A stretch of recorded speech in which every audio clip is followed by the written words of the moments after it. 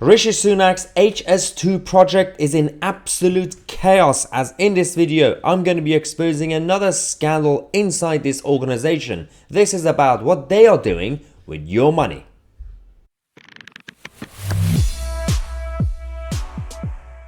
One of the biggest problems with this year's Tory party annual conference is they don't know what they stand for. The policy program is all over the place. Part of the party say we need tax cuts, the other part says we need tax rises. But the one thing is clear, the government doesn't know what they're doing with HS2. So in this video, we're going to be giving you the latest update on this project, the so-called high-speed rail 2, which has been missold to the public. They've only been selling it as an idea using the nice words. High speed, new train, new railway, that sounds good.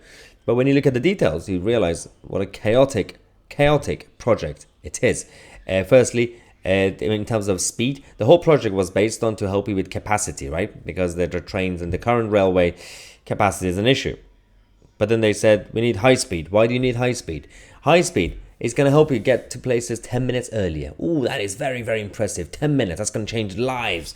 But all that aside, we're talking about the scandals, the latest scandals when it comes to this money pit that is the HS2. Had no regard for the English countryside and of course the national heritage sites and everything else and people's homes.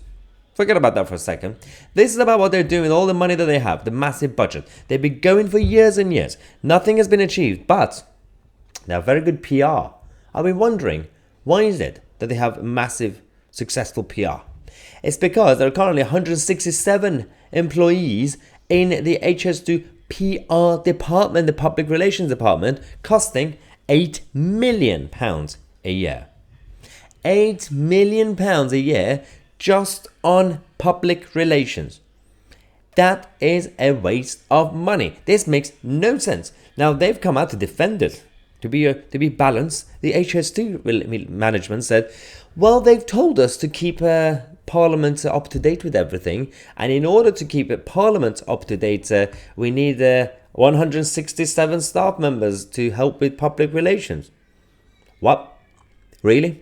You could have one intern behind a computer sorting it out. Just send out press releases whenever something's ready.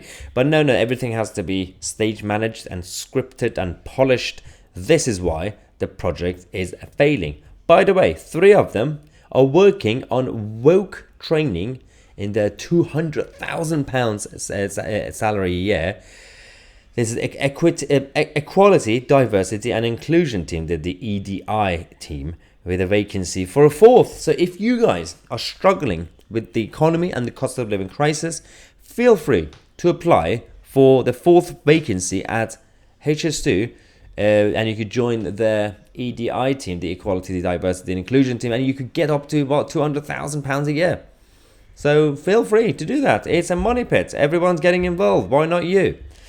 The total budget last year alone for HS2's limited communications and stakeholder engagement, just communications, hit £8,086,998, dropping slightly this year to £7,889,489. Insiders at the publicly owned HS2 Limited insist that 84 staff work in community engagement, selling the project to affected locals. So, you know, there are some people in this country who like socialism and they advocate for nationalization of everything. Nationalize this, nationalize that, nationalize waters, nationalize trains, nationalize the healthcare system, right? Schools, everything. Which sounds nice because they say, oh, it's in the public hand. Ooh, the people.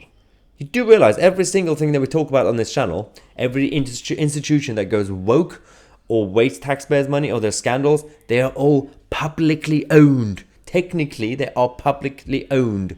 From the NHS to these guys to the civil service, everything you've seen, the public has no say. They lie to you and they say, you nationalize things, the public will have a say. The public have no say. You can't hire or fire people at the top of the HS2.